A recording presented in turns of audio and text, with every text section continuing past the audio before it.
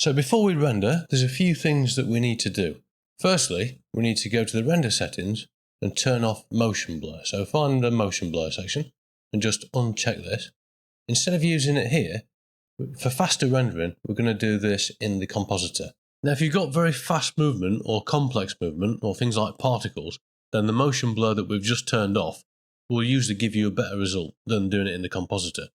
But because this scene doesn't really have any complex movement, creating the motion blur with the vector blur node in the compositor will be just fine, and it will give us much faster renders. So to do that, we need to turn on the vector pass so that Cycles generates the data necessary for the vector blur node. So go back to the view layers properties, where we can set up the passes that we want rendering out, and just scroll up or down until you get to the vector pass and turn this on. This will allow us to add motion blur in post. We're also going to need the depth, so turn on the Z pass as well. And everything else can be left as it is. Now, when we did the motion capture, we used it to set up the 3D scene, and that's actually created a little bit of bump that we don't need. So at the top here, you'll notice we've got a view layer set to foreground, and we've got another one underneath called background, which we don't need anymore. If we leave this on, then it's going to render out the scene twice. We're going to get the background rendering unnecessarily. So open the background tab and just delete it. So press the X in the top right hand corner and you'll just be left with the foreground. The second thing we need to do is go to the compositor. And again, when we created the 3D scene in the motion capture tab, it's created all these additional things that we don't want. So we've got this second render layer node. We don't need that anymore because we've deleted that second background view layer, which this render layer node was going to be rendering. So we can get rid of that. Then we'll get rid of this alpha over node, Control X, so it deletes it and reconnects the wiring. And then we'll just tidy up this wire with Shift, right mouse and drag, so we can consolidate those into one reroute node. The distortion, we don't want this on the movie clip because we're going to be rendering the distorted version. So I'm just going to grab both of these, Alt-click and drag these away. We don't need the scale node at all because we're rendering at the same resolution as the video footage, so we can get rid of that. As you can see in the output panel, the render resolution is set to 1920 by 1080p, and that's the same as the video footage that we shot on the camera. Basically, the scale node just scales up the movie clip to match the render.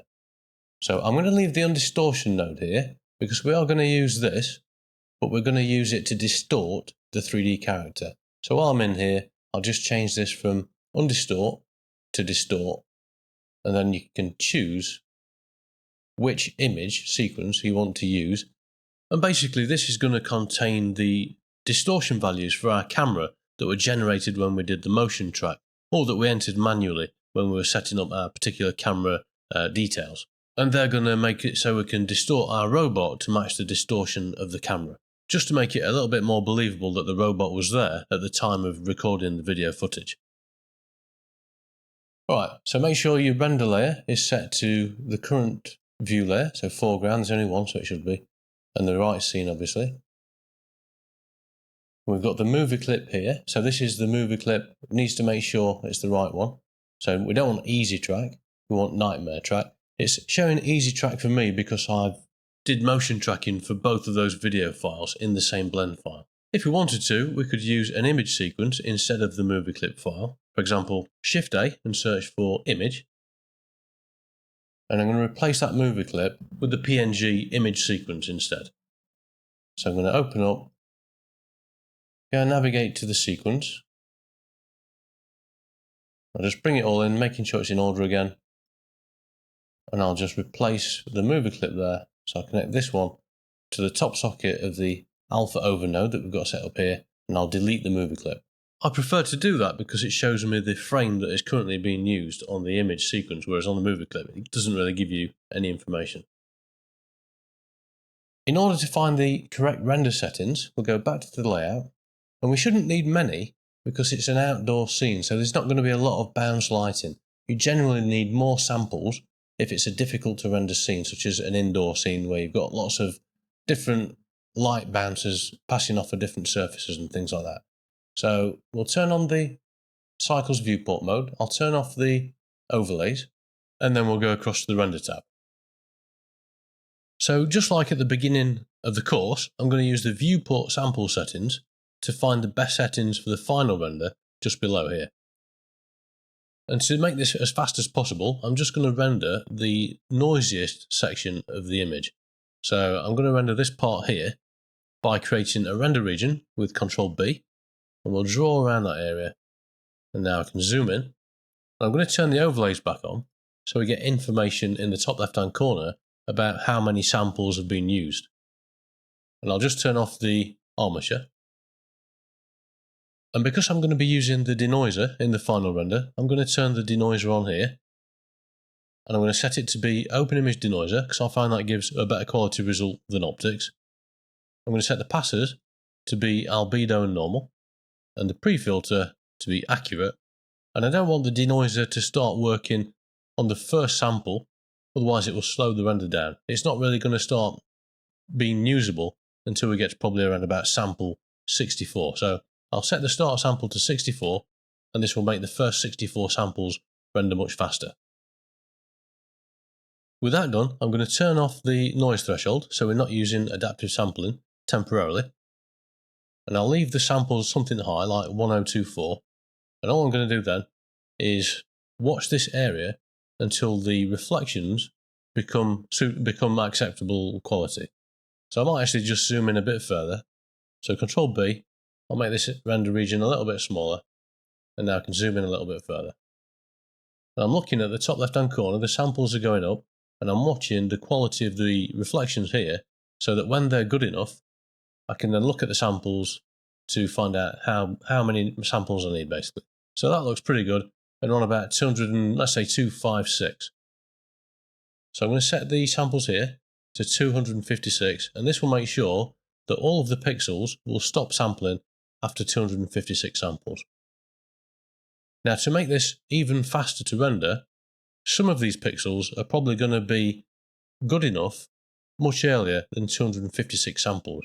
And this is where we can use the noise threshold. So if I turn this on, basically this says when a pixel reaches this quality, 0.1, don't bother sampling it anymore.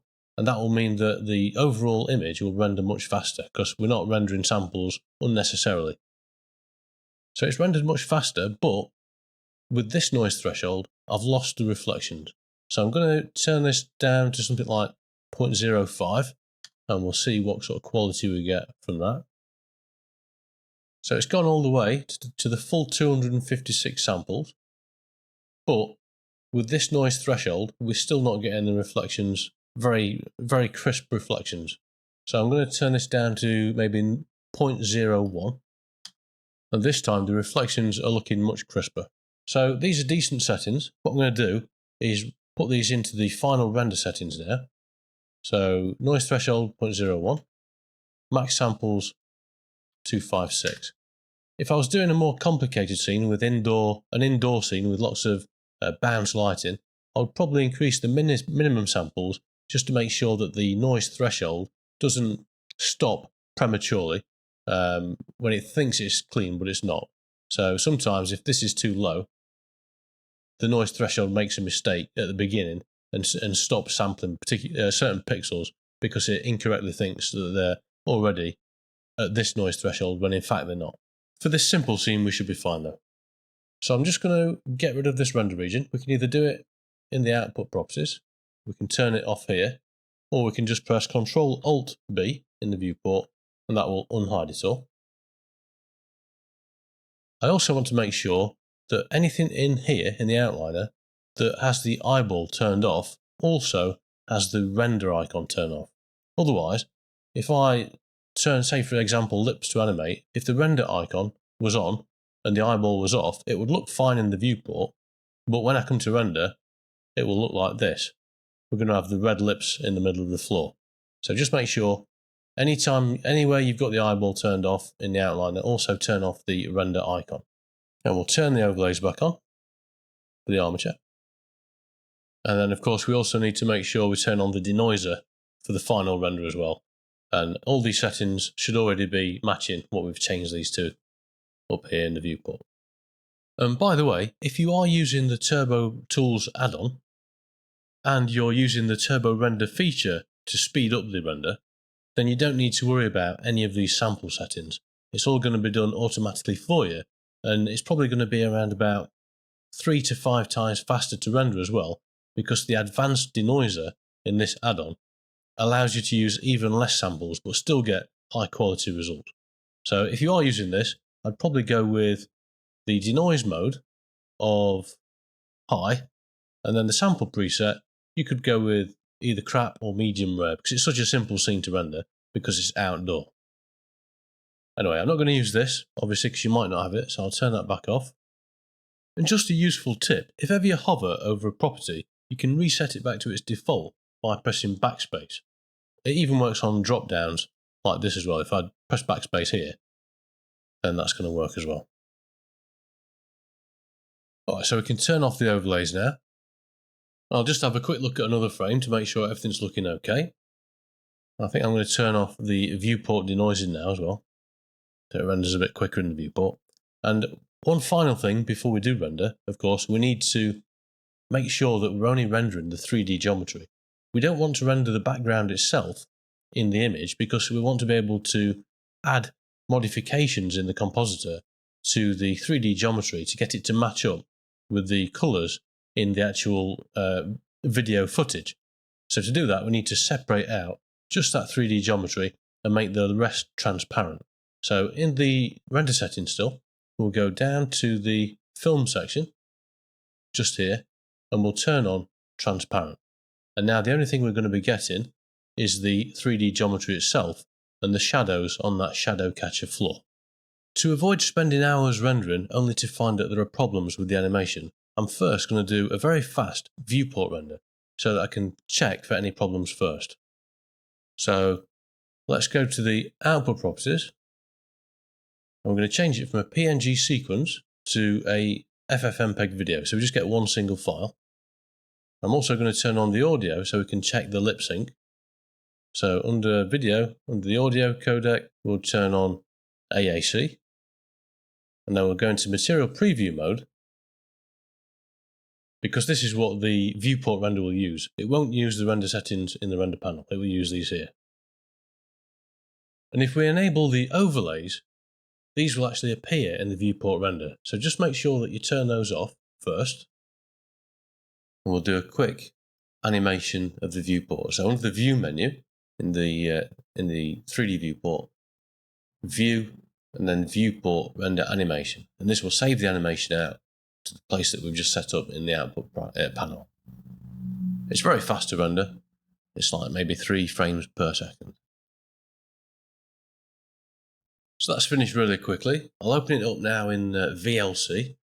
I'm just looking out for any problems in the animation regarding timing that I might want to change before I go and render it all. So I think it's pretty much perfect. The only thing I don't like is the robot is looking a bit too, just pause it there, looking sort of downward rather than directly into the camera. And also, it doesn't disappear off the screen. It sort of gets to this point here, and then it sort of stops. I'd prefer it to just walk off of the screen a little bit. So I'm going to fix that very quickly. So go back in here, and we'll go turn the overlays back on. I'm going to select the triangle, so I need to unhide the triangle. I just want to make it, if I go into the animation tab, select the triangle, I'm going to go into the NLA strip that controls the movement of the robot. So the triangle obviously controls where it starts and ends. So I'll go into tab so I can tweak it.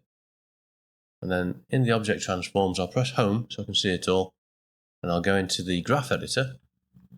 And it's the Y location that we've animated. This controls the start point and the speed of the robot's movement. So I'll go to the last frame. Press home so I can see it all. And I want it to be just slightly off screen now at the end of the animation. So I'm going to grab these 2 keyframes that control the speed, press G and then Y, holding shift down so I can move it very slightly.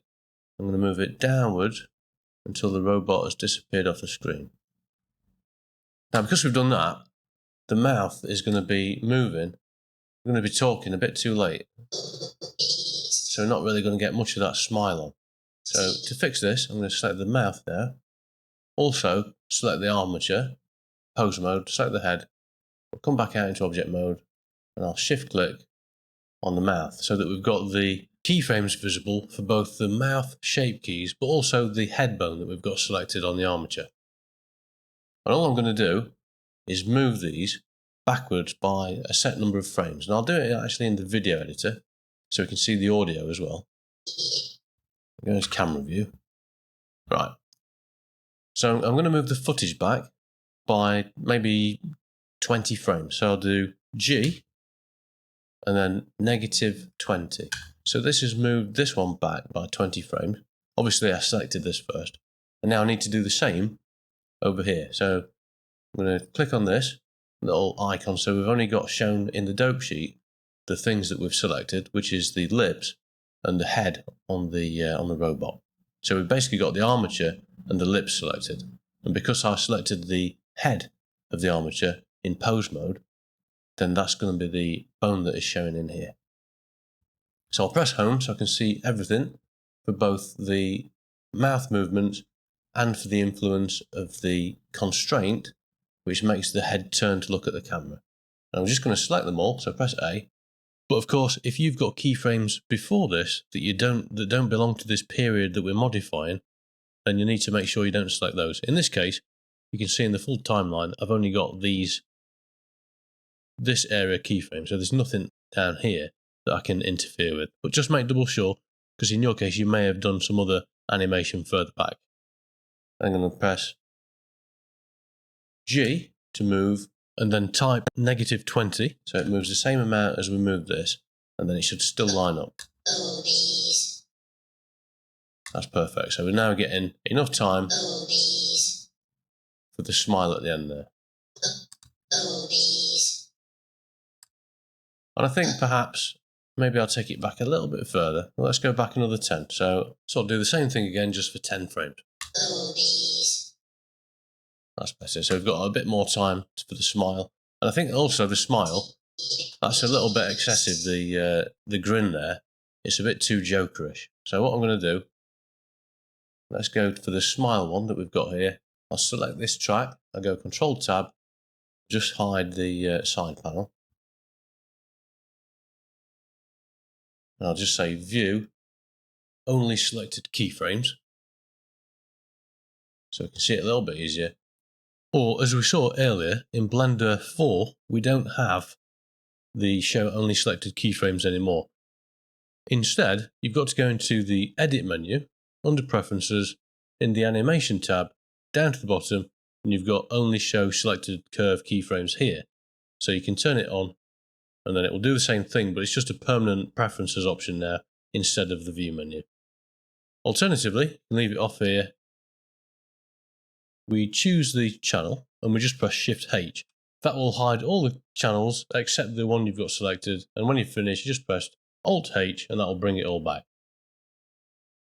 And I'm going to bring this value down a little bit so that smile is not so like Joker out of the Batman. So GY, I'll just bring it down just a tad, somewhere back there. I think looks a bit better. So I'll go back to the Layout tab and I'll turn the overlays back off. And finally, I want to fix the robot looking a bit too far downwards. So I'll bring the robot a little bit closer to the point where it's more noticeable, around about here. I'll choose that empty that's constrained to the camera, the one the head is looking at, and I'll just move it upwards on the Z-axis, the global Z, until the robot is looking more directly into the camera, so about here. I don't need to animate this because there's no keyframes on that, it's just using its one location all the way through. So again, we'll go View, Viewport, Render Animation. We'll play this one back.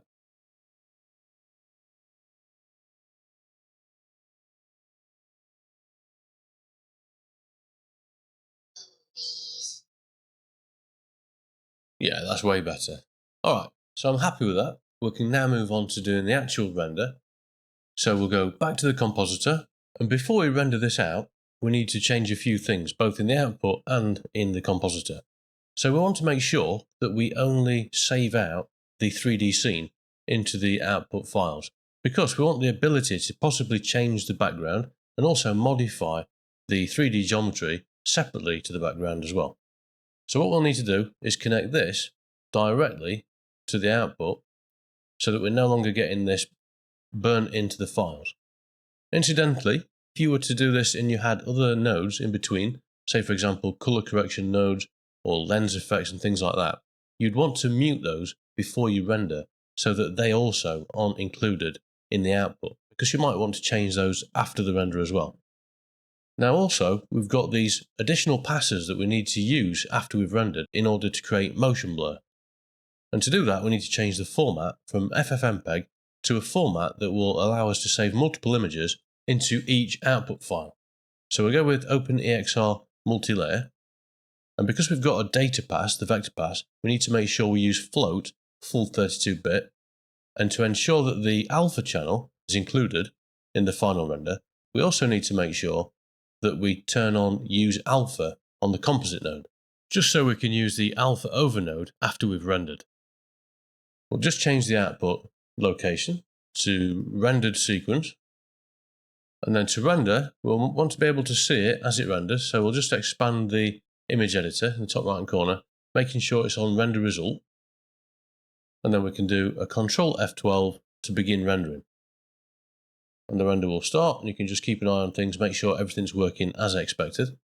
And don't worry about these nodes here. This is just because I've decided to render with Turbo Tools, because it will usually render much faster, but also give much better results as well. So I'll come back when this is finished rendering, and then we'll look at the next step. So it's just finished rendering for me. And don't worry about this node here. This is just because I'm using Turbo Tools. And if, like me, you're using Turbo Tools, then you can keep the cache node and the render layers node as they are.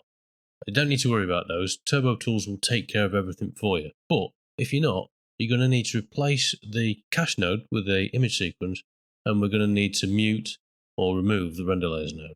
So let's do that now for those of you that don't use Turbo Tools. So this is what you're going to see. So let's firstly create the image sequence that we need to replace this render layers node with. So Shift A, and we'll look for an image node, and then we're going to load in the files that we've just rendered out.